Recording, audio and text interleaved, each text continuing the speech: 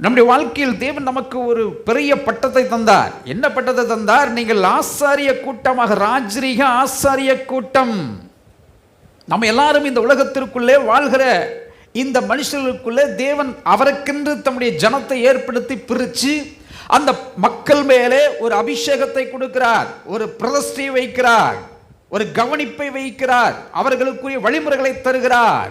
அதை பின்பற்றுவதுதான் கிறிஸ்துவம்.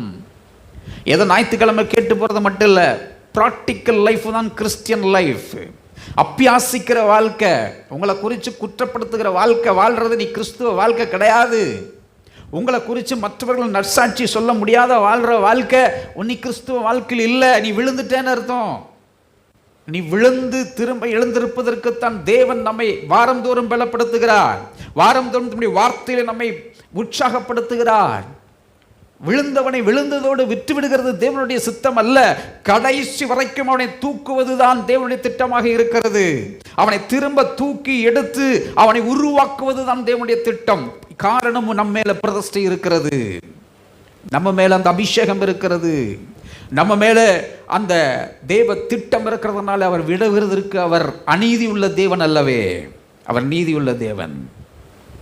உங்க மேல பிரதிஷ்டை இருக்குதுன்னு சொன்னா அந்த பிரதி, நம்ம கையில் இருக்கக்கூடிய பிரதி எது? வேதாகமம் நம்ம கையில் இருக்கக்கூடிய பிரதி. இந்த பிரதியை நீ எவ்வளவு நாள் வாசிக்கணும், எவ்வளவு நாள் வாசிக்கணும் என்று எழுதப்பட்டிருக்கிறது. நீ ஜீவனுள்ள நாளெல்லாம் வேதத்தை வாசிக்கணும். வேதம் படிக்க தெரியாதவங்க மற்றவங்க படிக்க சொல்லியாவது வேதத்தை கேட்கணும். நீ வேதம் வாசிக்கல, நீ ஜெபிக்கல, உன்னுடைய வாழ்க்கையில் ஆவிக்குரிய அனல் இல்லைன்னு சொன்னா உன்னுடைய வாழ்க்கையில் நீ காட்ட வேண்டிய பிரதைக்கு பதிலாக வேறொரு பிரதை கிரியை செய்ய ஆரம்பிக்கும். அன்பானவர்களே, நம்முடைய வாழ்க்கையில் நாம் கிறிஸ்துவை பிரதிபலிப்பாய் காட்டுவதற்காக நாம் அழைக்கப்பட்டிருக்கிறோம். இயேசு தன்னுடைய வாழ்வில் தன்னுடைய மகிமையை வெளிப்படுத்தினார், பிதாவினுடைய சித்தத்தை வெளிப்படுத்தினார், பிதாவினுடைய திட்டத்தை அவர் வெளிப்படுத்தினார், பிதாவை அவர் பிரதிபலித்தார், தேவனுடைய தச்சுரூபமாக பிதாவினுடைய சாயலை அவர் வெளிப்படுத்தினார். இயேசுவுக்குள் இருக்கிறவர்களும் இயேசுவை வெளிப்படுத்த நாம் அழைக்கப்பட்டிருக்கிறோம். இயேசுவுக்குள் வாழ நாம் அழைக்கப்பட்டிருக்கிறோம். இயேசுவை பின்பற்ற நாம் அழைக்கப்பட்டிருக்கிறோம். இயேசு நமக்கு கற்றுக் கொடுத்திருக்கிற போதனைகளின் படி வாழ நாம் அழைக்கப்பட்டிருக்கிறோம். நம்முடைய சுய சித்தத்தை, நம்முடைய மாம்சத்தை வெளிப்படுத்துவதற்காக நம்மேல் அந்த பிரதிஷ்டையை தேவன் வைக்கவில்லை. பிரதிஷ்டை என்பது கடைசி வரைக்கும் நம்முடைய வாழ்வில் கடந்து வருகிற ஒன்று. அந்த பிரதிஷ்டைக்கு விரோதமாய் உடைய ஆவிக்குரிய வாழ்வு இருக்கக்கூடாது என்பதுதான் தேவ ஆவியனுடைய விருப்பமாய் இருக்கிறது. ஆகவே நமக்கு ஒரு பிரதான ஆசாரியர் உண்டு. ஆண்டவராகிய இயேசு கிறிஸ்து தான் நமக்கு பிரதான ஆசாரியர். அவர்தான் ஜீவனுள்ள கல். அவரிடத்திற்கு நாம் அழைக்கப்பட்டிருக்கிறோம். அவருடைய புண்ணியங்களை அறிவிக்கும்படி நாம் அழைக்கப்பட்டிருக்கிறோம். எதற்காக ஆண்டவருக்குள்ள வந்திருக்கிறோம், எதற்காக ஆண்டவரை ஏற்றுக்கொண்டிருக்கிறோம் என்பதை புரிதல் இல்லாமல் கிறிஸ்துவத்தில் நீங்கள் வாழ்ந்துட்டு இருக்கிறீங்கன்னு சொன்னால் நீங்கள் இன்னும் இருட்டில் வாழ்ந்து கொண்டிருக்கிறீர்கள் என்ற அர்த்தம். நீங்கள் பெற்ற ஞானஸ்நானம் அவுட்டு, நீங்கள் பெற்றிருக்கிற உங்களுடைய பரிசுத்த ஆவியானவருடைய பிரசன்னம் அவுட்டு. உங்கள் வாழ்க்கையில் நீங்கள் சத்தியத்தை தெரிந்திருந்தும் சத்தியத்தை பொய்யாக்கினதனால் நீங்கள் திரும்பவும் குற்றவாளிகளாய் மாற்றப்படுகிறீர்கள். குற்றவாளியாக்கப்படுவதற்காக அழைக்கப்படல மகனே, மகளே. உன் குற்றத்தை மன்னிப்பதற்காக தேவனுடைய அழைத்தார். தேவன் 3 உடன்படிக்கைகளை செய்தார். அந்த உடன்படிக்கையின் முதல் அர்த்தம் மக்களை தன் சொந்த ஜனங்களாக ஏற்றுக்கொண்டது முதல் உடன்படிக்கை. இரண்டாவது உடன்படிக்கை மக்களுக்காக தன் ரத்தத்தை கொடுப்பதை தேவன் உடன்படிக்கையாக வைத்தார். மூன்றாவது உடன்படிக்கை என்ன தெரியுமா?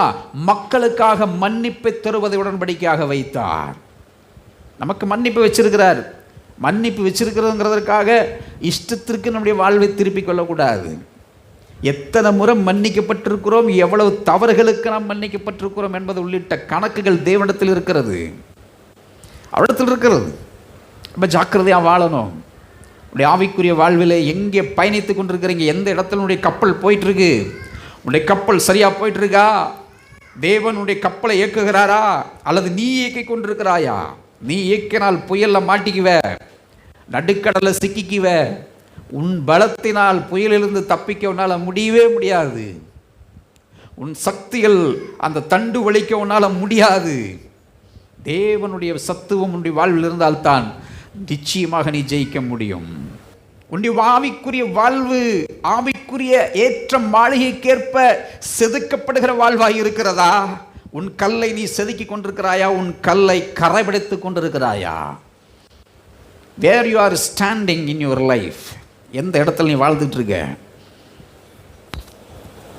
நம்ம ஆண்டவராகிய தேவனிடத்தில் நாம் வந்திருக்கிறோம். ஜீவனுள்ள கல்லிடத்திற்கு நாம் வந்திருக்கிறோம். யாக்கோப்பு தன் தலையின் மேலே கல்லை வைத்து படுத்தார். ஜீவனுள்ள கல்லின் மேல் தன் தலையை சாய்த்தார்.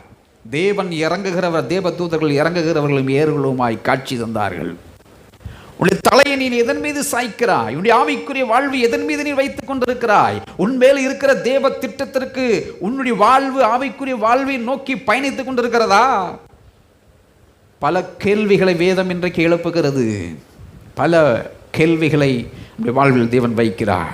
ஆகவே ஜீவனுள்ள கற்களைப் போல ஆவிக்கேற்ற மாளிகை.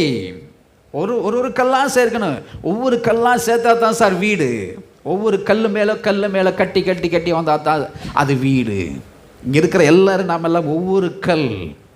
அந்த கல் ஜீவனுள்ள ஆவிக்குரிய தேவனுடைய ஆலயமாக கற்களாக அது மாற வேணும். ஆனால் நீ கற்ற வீட்டையே உன் கையால் நீ இடித்து போடுகிறாய் என்று சொன்னால் அந்த மாளிகை எப்படி நாம் கட்ட முடியும்? எப்படி அதை கட்டுறதுக்கு தேவன் அனுமதிப்பார்? அந்த கல் ஒவ்வொன்றும் ஒவ்வொன்றும் ஒவ்வொன்றும் கட்டப்பட்டு அது அழகிய தேவனுடைய கூடாரமாய் அது மாற வேண்டும். அதுதான் தேவனுடைய ஆலயம். அந்த ஆலயத்திற்கு உன்னுடைய வாழ்வை தர வேண்டும் மகனே, மகளே. உன்னுடைய அபிஷேகம், உன்னுடைய வரம், உன்னுடைய கிரியைகள் முழுவதும் உன்னை விட்டு தூர போகிறதுக்கு ஒரு நாளும் இடம் அளிக்காதே. ஒரு நாளும் அந்த விஷயத்தில் நீ காம்ப்ரமைஸ் ஆகக்கூடாது. வேறு எந்த விஷயத்துக்கு வேணாலும் நீ காம்ப்ரமைஸ் ஆகலாம். உன்னுடைய வாழ்விலே நீ ஆவிக்குரிய பலிகளை செலுத்தக்கூடிய மகன், மகள் என்று நீ அழைக்கப்பட்டவள். பலிகளை செலுத்துகிறாயா? ஆலயத்திற்கு வந்து பலிகளை செலுத்துகிறீங்களா? ஆலயத்துக்கு அன்னைக்கு தான் நீங்கள் போகிறன்றீங்க, அன்னைக்கு தான் உங்கள் வேலையெல்லாம் பார்க்குறேன்றீங்க, அன்னைக்கு தான் உங்களுடைய முக்கியமான விஷயங்களை எல்லாம் பார்க்கணும்னு நினைக்கிறீங்க. நீங்கள் ஜீவனுள்ள ஆவிக்குரிய மாளிகைகளை கட்டுவதற்கு எங்கே உங்களுடைய பலிகள்? எங்கே உங்களுடைய ஸ்தோத்திர பலிகள்? எங்கே தேவனுக்கு பிரியமுள்ள மகனாக மகளாக நீ ஆராதனை செய்து கொண்டிருக்கிறாயா? காலம் கடைசியா இருக்கிறதுனால ஆண்டவர் உன்னை செதுக்க விரும்புகிறார். அந்தபடியே இதோ தெரிந்து கொள்ளப்பட்டதும் விலையேற பெற்றதுமாய் இருக்கிற மூளைக்கல்லை சீயோனில் வைக்கிறேன், அதன் மேல் விசுவாசமாய் இருக்கிறவன் வெட்கப்படுவதில்லை என்று வேதத்தில் சொல்லி இருக்கிறது. கர்த்தரை உன் தெய்வமாக கொண்டிருக்கிற மனுஷன் பாக்கியவான். அவர் மேல நம்பிக்கையாய் இருக்கிற மனுஷன் ஒரு நாளும் வெட்கப்பட்டு போகிறது இல்லை. நீ கர்த்தரை நம்பி வந்துட்ட, உனக்கு சோதனை வந்துருச்சு, வேதனை வந்துருச்சு, கண்ணீர் வந்துருச்சுங்கிறதுக்காக தேவனுடைய கைவிட்டாருங்கிற அர்த்தம் கிடையாது. நீ அவரை நம்பி வந்திருக்கிறபடியால் நீ வெட்கப்பட்டு போவதில்லை. வெட்கப்படுகிற மாதிரி தான் தெரியும், ஆனால் உன்னை கடைசியில் வெட்கப்படுத்த விடாமல் தேவன் உன்னை எழுப்பி கொண்டு வருவார். அந்த மாளிகைக்கு நீ கல்லாய் சேர்ந்திருக்கிறாய். உன் கல்லை தேவன் சிற்பமாய் மாற்ற விரும்புகிறார். உன்னுடைய வாழ்வை மற்றவர்கள் ஒரு பெரிய வரலாறாக பார்க்க வேண்டும் என்று விரும்புகிறார்கள். அதுதான் விசுவாச வாழ்வு. அந்த வாழ்வுக்கு உன்னை ஆயத்தப்படுத்துகிறாய் மகனே, மகளே. கர்த்தருடைய வார்த்தையை கேட்கிறதற்கு உன் காதுகள் திறந்திருக்கிறது என்று நான் நம்புகிறேன். ஆகையால் விசுவாசிக்கிற உங்களுக்கு அது விலையேற பெற்றது. கீழ்ப்படியாமல் இருக்கிறவர்களுக்கோ வீட்டை கட்டுகிறவர்களால் தள்ளப்பட்ட பிரதான மூலக்கல்லாகிய அந்த கல் இழுதலுக்கு ஏதுவான கல்லும் விழுகிறதற்கு ஏதுவான கல்லுமாயிற்று.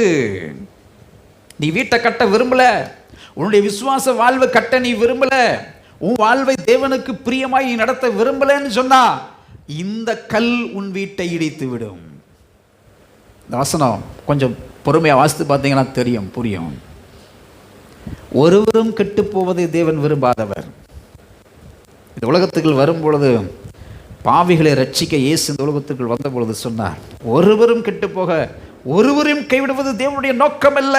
அபிஷேகம் அவர்களை காப்பாற்றும், அவர்கள் மேல் இருக்கிற பிரதிஷ்டை அவர்களை காப்பாற்றும், அவர்கள் மேல் இருக்கிற வாக்குத்தத்தம் அவர்களை காப்பாற்றும். நீ பல கன்னிகளில் விழுந்திருக்கலாம், கன்னியர்களிடத்திலும் நீ பறி கொடுத்திருக்கலாம். தேவன் உன்னை திரும்ப எழுப்ப இன்றைக்கு உன்னை அழைப்பு கொடுக்கிறாரு. திரும்ப எழுப்பி உன்னை கட்ட விரும்புகிறார். எழுப்பி உன்னை ஜீவனுள்ள கல்லாய் மாற்ற தேவன் விரும்புகிறார். புத்தி உள்ளவன் தெளிந்து கொள்வான். புத்தி இல்லாதவன் தன் வீட்டை இடித்து விடுவான். புத்தியோடு வாழணும் மகனே மகளே. புத்தி வச்சு வாழு, புத்திய வித்துறாத. புத்தியை வச்சு உன்னுடைய வாழ்வை கட்டு. புத்தி, தேவன் நமக்கு ஞானமும் அருளும் போதனைகளை நமக்கு தந்திருக்கிறார். அதை வச்சு நீ வாழும் பொழுது உன் வீடு கட்டப்படும். அவர்கள் திருவசனத்திற்கு கீழ்ப்படியாதவர்களாயிருந்து இடர்கிறார்கள். யார் வீட்டை இடிக்கிறா? யார் தன்னுடைய விசுவாச வாழ்வை இடித்து போடுகிறா? யார் தன்னுடைய வாழ்விலே எதுவும் யாருக்கும் புரியாது தெரியாது என்று நினைக்கிறார்களோ அவருடைய வீடு முழுவதும், வசனத்திற்கு கீழ்ப்படியாதவர்கள் முழுவதும் வீட்டை இடித்து விடுவார்கள். ரொம்ப பேர் நம்முடைய வாழ்க்கையில் நம்ம நினைக்கிறோம், நம்மளுடைய காரியங்கள் நிறைய பேருக்கு தெரியாது என்று நாம் நினைக்க ஆரம்பிக்கிறோம். தேவனுக்கு எல்லாம் தெரியும். கர்த்தர் எல்லாவற்றையும் நமக்கு வெளிப்படுத்துகிறவராய் இருக்கிறார். அவர் எல்லாத்தையும் வெளிப்படுத்திடுவார். அவர்கள் திருவசனத்திற்கு கீழ்ப்படியாதவர்களாயிருந்து இடறுகிறார்கள். அதற்கென்றே நியமிக்கப்பட்டவர்களாயும் இருக்கிறார்கள். நீ அதற்காக நியமிக்கப்பட்டவனை அழைத்தார் கர்த்தர். உங்கள் கையில் ஊழியத்தை தந்தாரே, உங்கள் கையில் பொறுப்புகளை தந்தாரே, உங்கள் கைகளில் குடும்பங்களை தந்தாரே, உங்கள் கைகளில் வேலைகளை தந்தாரே, உங்கள் கைகளில் ஆசீர்வாதங்களை கொடுத்தாரே. நீ இடறுவதற்காகவே உன் கரங்களில் தந்தார். நீ மறுதலித்து போவதற்காகவே உனக்கு இப்படிப்பட்ட ஆசீர்வாதங்களை உனக்கு கொடுத்தார். தேவன் யார் என்று உனக்கு புரியவில்லையா மகனே மகளே? தேவன் யார் என்று நீ புரிந்து கொள்வதற்கு முன்பதாக தேவன் உன்னை எச்சரிக்கிறார். அவர்கள் திருவசனத்திற்கு கீழ்ப்படியாதவர்களாய் இருந்து இடர்கிறார்கள். அதற்கென்றே நியமிக்கப்பட்டவர்களாயும் இருக்கிறார்கள். நீங்களோ, ஆனால் இந்த இடத்துல பார்த்துங்க, நம்மை பார்த்து ஆண்டவர் வசனங்களை சொல்கிறார். நீங்களோ உங்களை அந்தகாரத்தின் நின்று, அந்தகாரம் என்பது பிசாசினுடைய தந்திரங்களிலிருந்து, இருட்டுகளிலிருந்து, பிசாசினுடைய ஆளுகையிலிருந்து தம்முடைய ஆச்சரியமான ஒளியினிடத்திற்கு வரவழைத்த தேவனை இன்றைக்கு நீ மகிமைப்படுத்த வேண்ட அழைக்கப்பட்டிருக்கிறோம். ஹல்லேலூயா. அந்தகாரம் நம்மை சூழ்ந்து கொள்ளும். அந்தகார இருட்டு என்பது தேவனை விட்டு நம்மை பிரிக்கும், நம்மை அலட்சியத்தை உண்டாக்கும். அலட்சியமும் அசட்டைத்தனமும் மேலும் மேலும் வாழ்வில உருவாக்கும். அசட்டை மேலும் அசட்டை உருவாக்கும். சோம்பேறித்தனம் மேலும் சோம்பேறித்தனத்தை உருவாக்கும். நீ சுறுசுறுப்புள்ளவனாய் வாழ வேண்டும் என்பது தேவனுடைய விருப்பம். நீ சோம்பேறியாய் வாழ்வது தேவனுடைய விருப்பம் அல்ல. எப்பொழுதும் உற்சாகத்தோடு வாழ வேண்டும். தேவனுக்குள், கர்த்தருக்குள் மகிழ்ச்சியாய் இருப்பதை தேவன் நமக்கு அனுமதித்திருக்கிற பெரிய கிருபை. அன்பு சபையாரே, கர்த்தருடைய வார்த்தையை புரிந்து கொண்டிருக்கிறாயா? அந்தகாரத்தில் நின்று வழி தெரியாமல் வாழ்ந்த நம்முடைய வாழ்வு, பாவ வாழ்வு, சாப வாழ்வு, பிடிகளில் இருந்து நம்மை மீட்டெடுத்த தேவனுடைய கரம் நம்மை எப்படி அழைத்திருக்கிறது? ஒளியின் இடத்திற்கு நம்மை அழைத்திருக்கிறது. அல்லேலூயா. ஆனால் மக்களோ இருளை விரும்புகிறார்கள், இருட்டை விரும்புகிறார்கள். யோவான் 3ஆம் அதிகாரம் 17வது வசனத்தையும் 16, 17 வாசிப்போம்.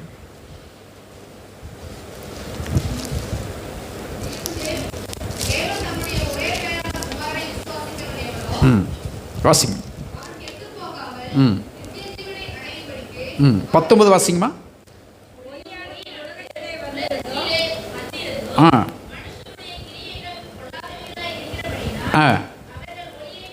அவர்கள் ஒளியை பார்க்கிலும் இருளை விரும்புகிறதே இருக்கிறது. பொல்லாங்கு செய்கிற எவனும் ஒளியை பகைக்கிறான். தன் கிரியைகள் கண்டிக்கப்படாதபடிக்கு ஒளியிடத்தில் வராது இருக்கிறான். சத்தியத்தின்படி செய்கிறவனோ செய்யப்படுகிறது என்று வெளியாகும்படிக்கு இந்த 2 இடத்துல மக்கள் எது இடத்துக்கு வருகிறார்கள் என்று பரிசுத்த யோவான் நற்செய்தி நூலிலே சொல்லப்படுகிறது. மக்கள் எதை விரும்புகிறார்களாம்? அந்த வசனத்தை வாசித்தீங்களா தம்பிகளா? மக்கள் எதை விரும்புகிறோம்? இருட்டை விரும்புகிறோம். ஆனால் கர்த்தர் நமக்கு ஒளியாய் இந்த உலகத்திற்குள் வந்தார். ஒளியின் அபிஷேகத்தை முதலாவது நம்ம மேல வைக்கிறார். நீ இருளை விரும்பாதே, இருளுக்குள் இருக்கிற தேலை விரும்பாதே, இருளுக்குள் இருக்கிற பாம்பை விரும்பாதே, இருளுக்குள் இருக்கிற பாவ பழக்க வழக்கங்களை விரும்பாதே. தேவனுக்குள் இருக்கிற பழக்க வழக்கங்களை நீ விரும்பு. அதனால தான் 1 பேதுரு 2ஆம் அதிகாரத்தில் ஆரம்பிக்கும் போதே சொல்லுகிறார், இப்படி இருக்க கர்த்தர் தயை உள்ளவர் என்பதை நீங்கள் ருசி பார்த்தது உண்டானால். கர்த்தரை ருசி பார்த்திருக்கிறியா மகரே? ஆபத்து காலத்தில் ருசி பார்த்திருக்கிறாயா? சோதனை காலத்தில் ருசி பார்த்திருக்கிறாயா? மரண படுக்கையில் ருசி பார்த்திருக்கிறாயா? இக்கட்டு நேரங்களில் ருசி பார்த்திருக்கிறாயா? அவரை அண்டிக் கொண்டிருப்பதை வாழ்வில் உன்னுடைய லட்சியமாக கொண்டு ருசி பார்த்திருக்கிறாயா? அப்படி பார்த்திருப்பாயானால் கீழ்வசனங்கள் சொல்லுகிறது, சகல துர்க்குணத்தையும் சகலவித கபடத்தையும் வஞ்சகங்களையும் பொறாமைகளையும் சகலவித புறங்கூறுதலையும் ஒழித்து விட்டு ஒரு வாழ்க்கை ஆண்டவர் புதுப்பிக்கிறார் நம்முடைய வாழ்க்கையில். வசனத்தை நல்லா பார்த்துக்கிடுங்க.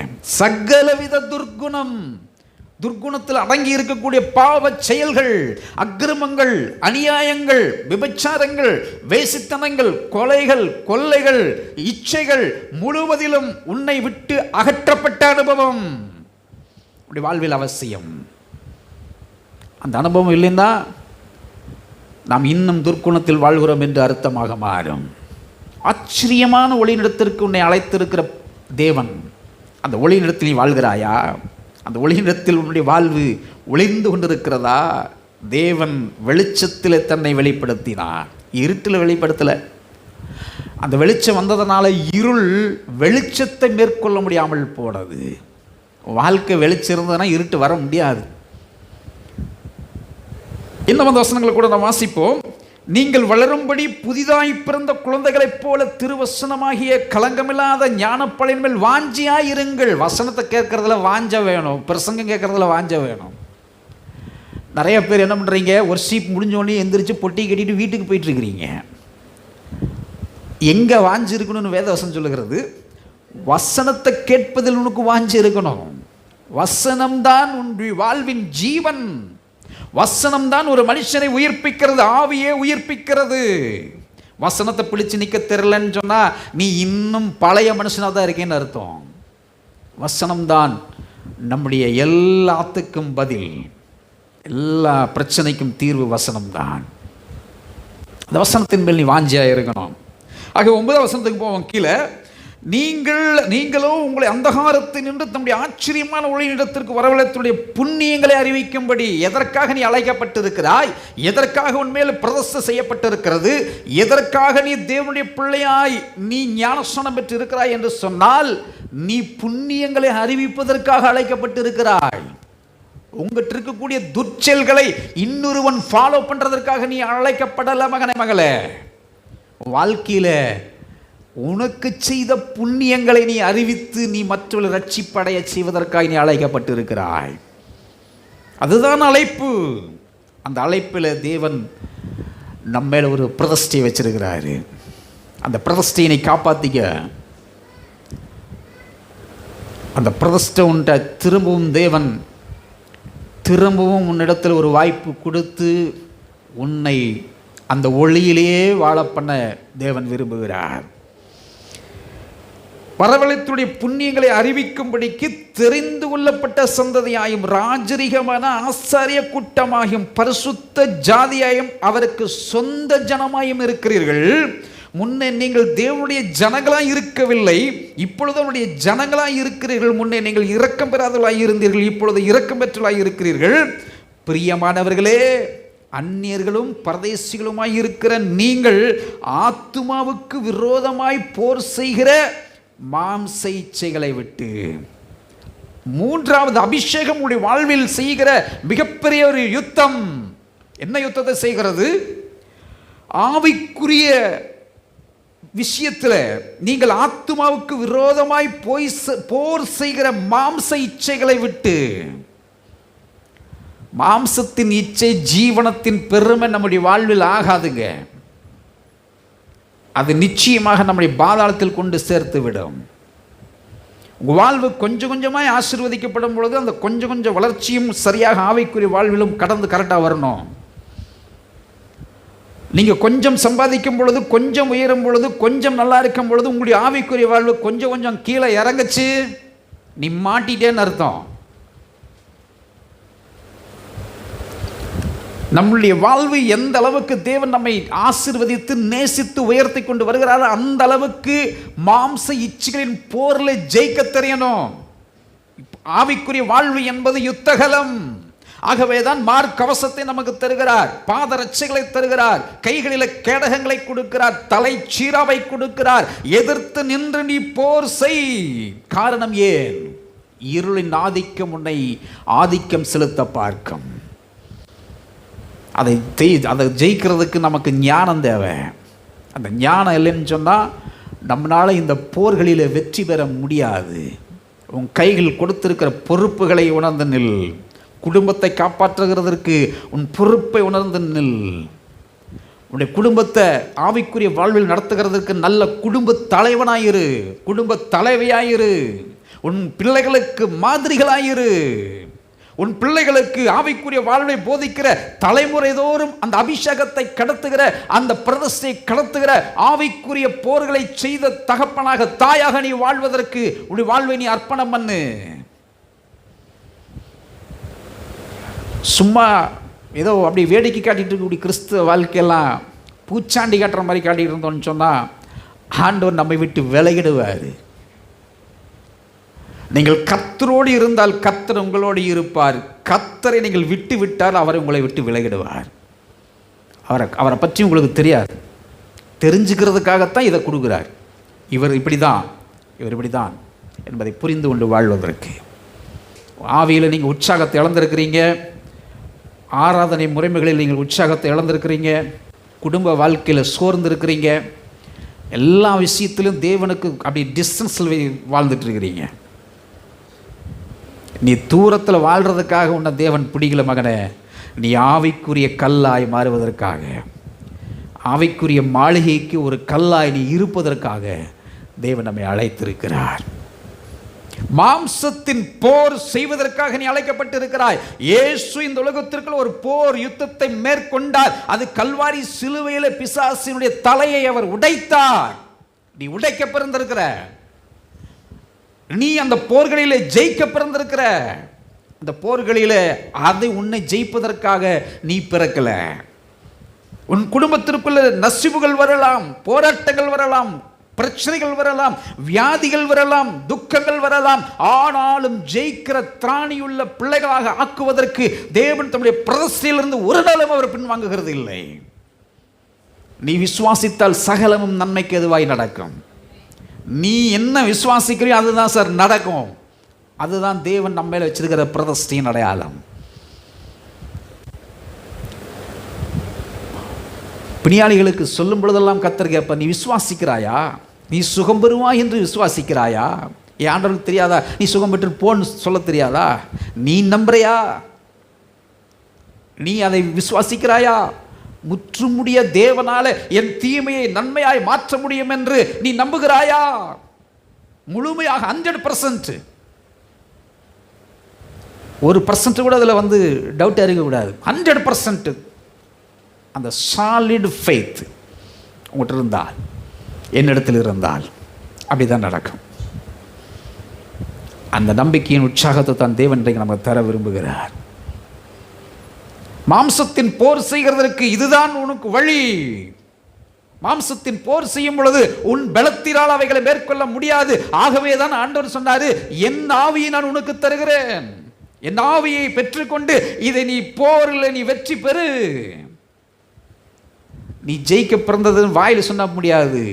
வாழ்க்கையில பிராக்டிஸ்ல, அபியாசத்தில் அது ஜெயிக்கணும். அடுத்து சொல்லுகிறார் 12ஆம் வசனத்தில், புறஜாதிகள் உங்களை அக்கிரமக்காரர் என்று விரோதமாய் பேசும் விஷயத்தில். இங்கே தான் நம்முடைய விட்னஸ் கெட்டு போகுது, பார்த்துக்கிடுங்க. அடுத்தவர்கள் உங்களிடத்தில் பேசும் பொழுது, அடுத்தவர்கள் தேவனை பற்றி அறியாதவர்கள் உங்களை பார்க்கும் பொழுது, உன்னிடத்தில் இயேசுவை பார்க்கிறார்களா அல்லது உன்னுடைய மாம்சத்தின் தோற்றத்தை பார்த்து கொண்டிருக்கிறார்களா? உன்னுடைய சுயத்தை நீ வெளிப்படுத்தி கொண்டிருக்கிறாயா? கிறிஸ்துவின் அன்பு உன்னிடத்தில் இருக்குமானால் உன்னிடத்தில் எவரும் நெருங்க முடியாது. எந்த தீமையின் சக்திகளும் உன்னை நெருங்க முடியாது. விலகி ஓடுவதை நீ காண்பாய். யோசேப்பின் இடத்தில் தேவனுடைய ஆவியானவர் இருந்தார். அவனிடத்தில் தீமையின் சக்தியில் நெருங்க ஆரம்பிக்கும் பொழுது அவனை தீட்டுப்படுத்த முடியவில்லை. அவன் விலகி நின்றான். சத்ரக், மேஷக், ஆபேத்நேகோ விலகி நின்றார்கள். அந்த அனாயிண்டிங் பவரில் நின்றார்கள். அந்த அஸ்திபாரத்தின் மேல் நீ நிற்க வேண்டும் மகனே, மகளே.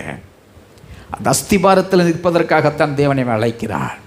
பிரஜாதிகள் உங்களிடத்தில் பேசும் பொழுது, பிரஜாதிகள் உங்களிடத்தில் உரையாடும் பொழுது, பிரஜாதிகள் உங்களோடு கூட உறவுகளை வளர்த்துக் கொள்ளும் பொழுது, நீங்கள் தேவனுடையவர்கள் என்ற சாட்சியை நீங்கள் வளர்த்துக் கொண்டிருக்கிறீர்களா? அல்லது அவர்களைப் போலவே வாழ்கிறவர்களாக நீங்கள் வாழ்ந்து கொண்டிருக்கிறீர்களா? எந்த இடத்தில் உன்னுடைய ஸ்தானத்தை நீ நிலைநாட்டி கொண்டிருக்கிறாய்? பிரஜாதிகள் உங்களை அக்கிரமக்காரர் என்று விரோதமாய் பேசும் விஷயத்தில் அவர்கள் உங்கள் நற்கிரிகளை கண்டு அவற்றின் நிமித்தம் சந்திப்பின் நாளிலே தேவனை மகிமைப்படுத்தும்படி நீங்கள் அவர்களுக்குள்ளே நல் நடக்கையுள்ளவர்களாய் நடந்து கொள்ளுங்கள் என்று உங்களுக்கு புத்தி சொல்லுகிறேன். நம்முடைய சாட்சி ரொம்ப முக்கியமானது. சபைகளிலே ஆவிக்குரிய கல் உருவாகிறதுனா விட்னஸ். அதை பற்றி சொல்லும் பொழுது தேவனுடைய ஆவியானவர் மற்றவர்களுக்கு சாட்சி சொல்லுவார். அவர் என்னுடைய மகன், என்னுடைய மகள் என்கிற அந்த ஸ்ட்ராட்டஜியை நீங்கள் வளர்த்துக்க தெரியலன்னு சொன்னால் பொல்லாங்கன் உங்களை மேற்கொண்டு விடுவான். மகளே, மகளே, அபிஷேகம் பெற்றவனுடைய வாழ்வில் கர்த்தர் ஞானத்தை தருவார். அந்த பிரதிஷ்டை இருக்கிறவனுடைய வாழ்விலே ஆபத்தை கண்டு விவேகி மறைந்து ஓடுகிறான். விலகி விலகி விலகி ஓடுவான். உன்னை இழுக்க பார்க்கும் ஆபத்து. ஆனால் நீ விலகி ஓடுவதற்கு தேவன் உனக்கு ஞானத்தை தருகிறவராய். அந்த ஞானமும் மீட்பும் பரிசுத்தமும் அவராலே நாம் அடைகிறோம். அந்த பரிசுத்தத்தை தான் தேவன் இன்றைக்கு நமக்கு தர விரும்புகிறார். ஒரே ஒரு சம்பவத்தை சொல்லி இந்த செய்தியை நான் நிறைவு செய்ய விரும்புகிறேன். தாவீதின் மேலே ஒரு பிரதிஷ்டை இருந்தது, சவுல் மேலே ஒரு பிரதிஷ்டை இருந்தது. இருவரும் ஒருவருக்கொருவர் பிராணத்தை காப்பாற்றிக் கொள்ள முயற்சி செய்கிறார்கள். பிரதிஷ்டை ஒரு மனிதனை காப்பாற்றும். பிரதிஷ்டை ஒரு மனிதனை ஆபத்தில் இருந்து அது விடுவிக்கும். சாமுவேலை கொண்டு இருவரும் அபிஷேகம் செய்யப்பட்டவர்கள், தாவீதும் சவுலும். 1 சாமுவேல் 26ஆம் அதிகாரத்தில் மிக ஒரு முக்கியமான ஒரு கட்டத்திற்குள்ளே அங்கே நகர்த்தப்படுகிறார். சவுல் வீரியம் கொண்டு ஒரு முடிவு செய்து இங்கே தாவீதை இதோடு கூட சமாதியாக்கிவிட வேண்டும் என்பதற்காக தன்னுடைய படைபலங்களோடு புறப்பட்டு வருகிறார். தாவீது பிரதிஷ்டை செய்யப்பட்டவன், அபிஷேகம் செய்யப்பட்டவன், தன் பிராணனை காத்துக் கொள்வதற்காக ஒளிந்து திரிந்து கொண்டிருக்கிறான். இதை சொன்னா என்ன, ஆண்டவரை நம்பி வந்தேன், நான் ஒளிஞ்சிட்டு திரிகிறேன், என் பிராணனை காப்பாற்றிக்கிறதுக்கு எனக்கு வழி தெரியல அப்படிங்கிற ஒரு துக்கம். காடு மலை மேடை என்ற தாவீது தன் பிராணனை காப்பாற்றிக் கொள்வதற்காக ஓடுகிறார். இந்த விஷயம் சவுலுக்கு தெரிய வருகிறது. எந்த இடத்துல அவன் பர்டிகுலராக இருக்கிறான்ங்கிற விஷயம் அங்க இருக்கக்கூடிய மக்கள் மத்தியில் ஒரு செய்தியை சவுல் கிடைக்கப்பெறுகிறார். ஒரு மனுஷனை தேடி இந்த சவுல் தன்னுடைய இராணுவ பலத்தோடு எத்தனாயிரம் பேர்த்தோட வரார்? 3000 பேருத்தோட இந்த பிரதிஷ்டை செய்யப்பட்ட மனுஷனை கண்டுபிடிக்க தேடுகிறார்கள். சவுலுடைய ஒரே ஒரு திட்டம், இன்றைக்கு தாவீதை முடித்து கட்டியாக வேண்டும். அந்த மலையினுடைய அடிவாரத்திற்குள்ளே எல்லாரும் பாளையம் இறங்கி படுத்து கிடக்கிறார்கள். அந்த ரதத்திற்கு அடியிலே சவுல் படுத்து கொண்டிருக்கிறார். அப்னேர் என்று சொல்லப்படுகிற படை தலைவனோடு கூட 3000 பேரத்தோடு கூட ஒரு மனுஷனை தாக்குவதற்காக வந்திருக்கிறார்கள். இந்த விஷயம் தாவீதுக்கு எட்டப்படுகிறது. தாவீதுக்கு எப்படி போய் சொல்லிட்டாங்க. தாவீதும் வேவுக்காரர்களை அனுப்பிச்சு கொடுத்து சவுல் வந்தது உண்மைதானா என்பதை கண்டுபிடித்து, உண்மைதான் என்று கண்டுபிடித்து விட்டார்கள். சவுல் அபிஷேகம் பெற்றவன். சவுல் தேவனால் சாமுவேலுக்கு சொல்லி மக்கள் விரும்பின அந்த ஒரு காரணத்திற்காக அவனை அபிஷேகம் பண்ணி அவனை இஸ்ரவேல் ராஜாவாய் மாற்றினார்கள். அவனுடைய நிலைமை எப்படி? உன்னுடைய ஆவி வெளியில் போயிடுச்சுன்னு சொன்னா, பொல்லாத ஆவி உங்ககிட்ட வந்துருச்சுன்னு சொன்னா, ஆவிக்குரிய விஷயங்கள் உங்களால் சிந்திக்க முடியாது. மாம்சீகமாக தான் சிந்திப்பீங்க, இருட்டு தான் விரும்புவீங்க, பொல்லாத வழிகளைத்தான் நம்ம விரும்ப யோசிக்கும். ஒரு சந்தோஷமா இருக்க சொல்லி அது விடாது. குடும்பத்தில் குழப்பம் உண்டாகும், குடும்பத்திற்குள்ள சச்சரவுகள் வரும், குடும்பத்திற்குள்ள நிம்மதி இழந்து போகும், ஒருவருக்கு ஒரு ஐக்கியங்கள் குலைந்து போகும். ஒரு இடத்துல ஆவி வெளியில் போயிடுச்சுன்னா அதுதான் சந்தோஷம் போயிடும், மகிழ்ச்சி போயிடும். சவுலுக்கு மகிழ்ச்சி போயிடுச்சு, சந்தோஷம் போயிடுச்சு, நிம்மதி போயிடுச்சு, அரண்மனை வாழ்வு போயிடுச்சு. இப்போ எங்கே படுத்து கிடக்கிறான் தெரியுமா? ஒரு காட்டுக்குள்ளே படுத்து கிடக்கிறான் மனுஷன். அவனுடைய வாழ்வில் ஒரு டார்கெட்டை வைக்கிறாரு.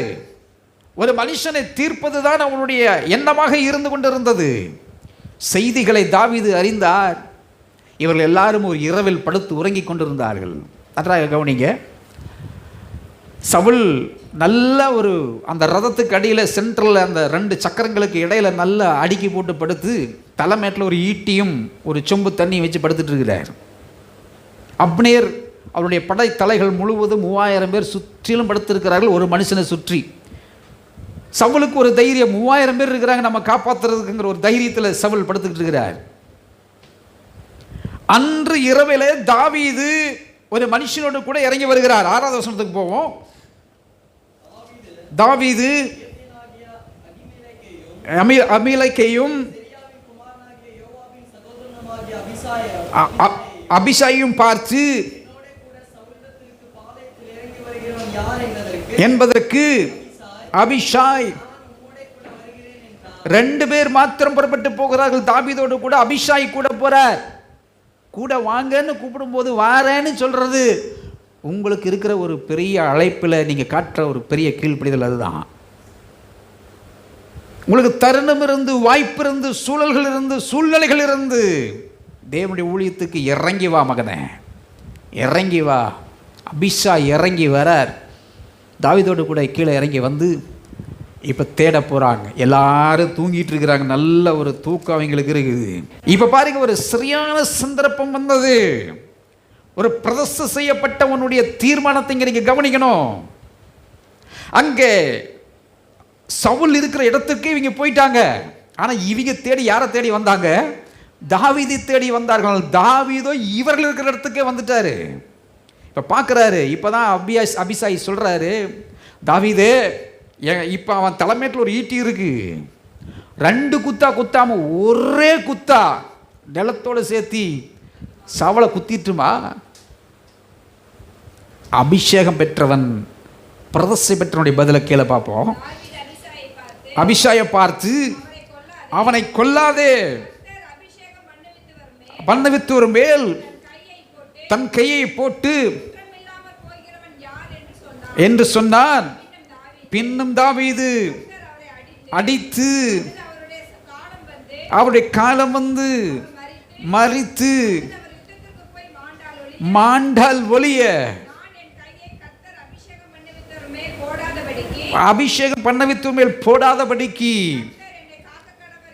என்று சொல்லுகிறேன். 2 பேர் யோசிக்கிறாங்க, தாவீதும் அபிஷாயும். ஒரு அபிஷேகம் பண்ணப்பட்டவன் சவுலையும் அந்த அபிஷேகம் காப்பாற்றுகிறது.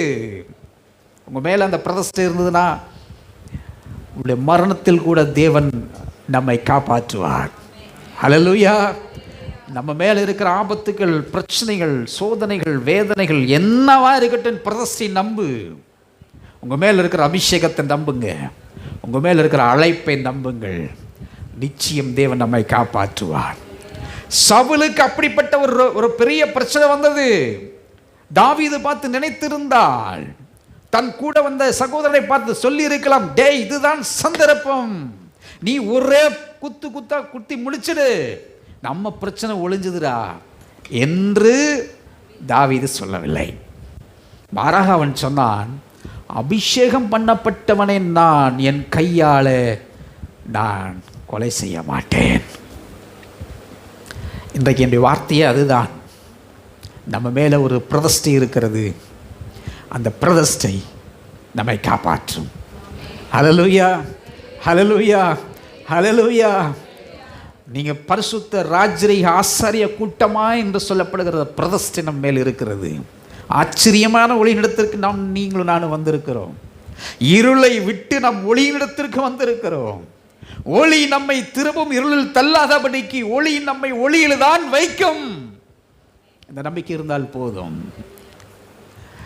தாவீது யோசிக்கிறாரே, வேணாம், நாம் இப்பொழுது ஈட்டியும் சொம்புத்தனையும் எடுத்து விட்டு புறப்படுவோம். அந்த 3000 பேர்த்துக்குள்ளே இவங்க உலாவிக்கிட்டு வெளியில் போகிறாங்க. அவர்களுக்கோ 12வது வசனத்தில் சொல்லுகிறது,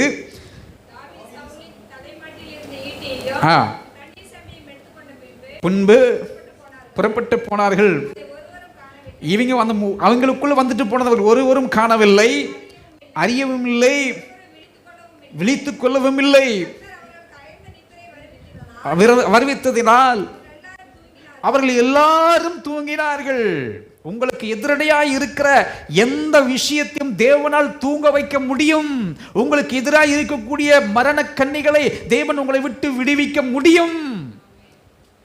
நம்புங்க சார். இப்போதான் ஒரு பெரிய கிளைமேக்ஸ் நடக்குது. அப்னேர் எந்திரிச்சு வந்து பார்க்கிறாரு, தாவீது இந்த சவுலுடைய தலைமையில் இருந்த ஈட்டியும் சொம்பையும் காணல. இந்த விஷயத்தை தாவீது சொல்லித்தான் அப்னேருக்கு தெரிகிறது. உங்களுடைய ஆண்டவனை ஒருவன் கொல்ல வந்தானே, நீ என்னடா பண்ணிக்கிட்டு இருந்த? என்ன பண்ணிக்கிட்டு இருந்தீங்க 3000 பேரும்?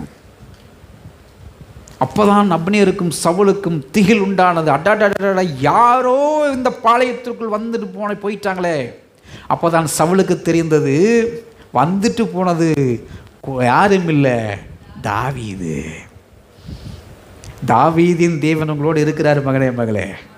தாவீதின் குமாரன் உங்களோடு கூட இருக்கிறார். உங்களை என்னைய விசுவாசத்தில் பலப்படுத்துகிற தேவன், நம்பிக்கையில் உயிரோட்டம் கொடுக்கிற தேவன். நீங்கள் ஒரு நாளும் பயப்படாதபடிக்கு தைரியமாயிருங்கள். அந்த தேவன் இன்றைக்கும் என்றைக்கும் சதா காலமும் அவர் ஜீவிக்கிறவராய் இருக்கிறார். அவர் நம்மை மரண பரியந்தம் நம்மை நடத்துகிற தேவன். அல்லேலூயா. இப்போதான் சவுல் பேச ஆரம்பிக்கிறார். ரொம்ப நேரம் பேசாத மனுஷன் சவுல் என்ன பேசுறாருன்னு பார்ப்போம். அப்பொழுது சவுல் சத்தத்தை அறிந்து, தாவீதே, இது உன் சத்தம் அல்லவா என்றான். தாவீது, என் ஆண்டவனே என்று சொல்லி, நீர் உம்முடைய அடியானை பின்தொடர்கிறது என்ன? நான் என்ன செய்தேன்? நல்லா தெரிஞ்சுக்கிடுங்க. நிறைய நேரங்களில் நான் என்ன ஆண்டவரே தப்பு செய்துட்டம்பா, எனக்கு ஏன் இந்த சோதனை, எனக்கு ஏன் இப்படிப்பட்ட வேதனை, என்ன முகாந்தரத்தினால் நான் இப்படிப்பட்ட பாடுகளை நான் அனுபவித்துக் கொண்டிருக்கிறேன் என்று பலர் நம்மள கேள்வி எழுப்பக்கூடும். அபிஷேகம் பெற்ற தாவீது இந்த கேள்வி எழுப்புகிறார்.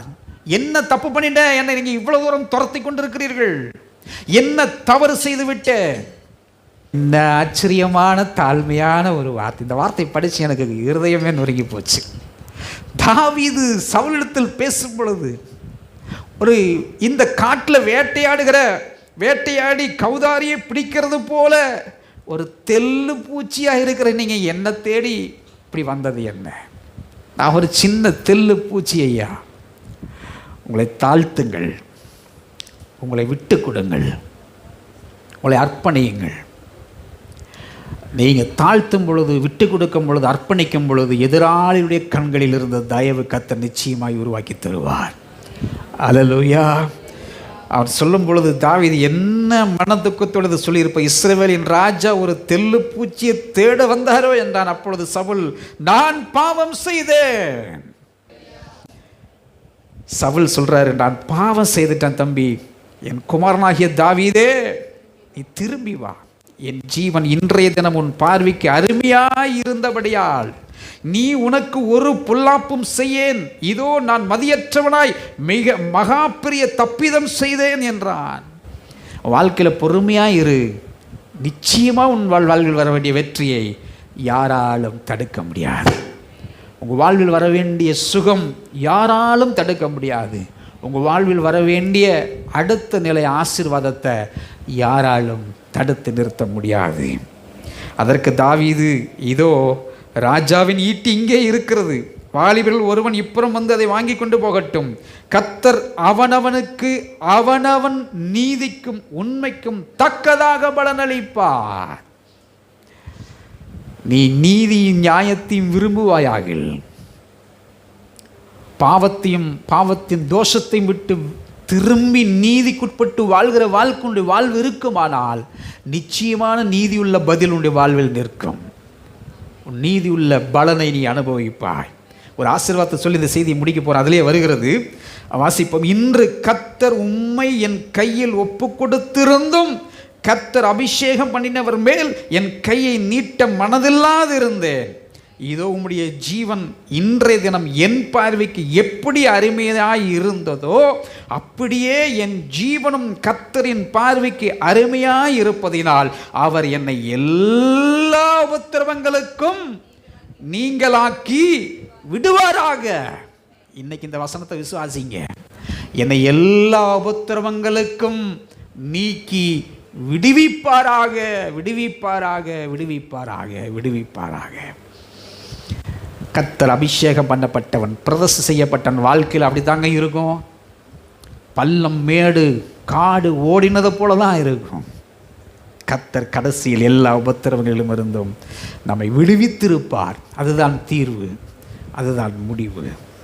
அப்படி சொல்லிட்டு இன்னும் பேசுகிறார் அவர். அப்பொழுது சவுல் தாவீதை நோக்கி, என் குமாரனாகிய தாவீதே, நீ ஆசீர்வதிக்கப்பட்டவனப்பா. இங்கே வந்திருக்கிற சகோதரனே சகோதரியே, மகனே மகளே, நாம் எப்படிப்பட்டவர்களாம்?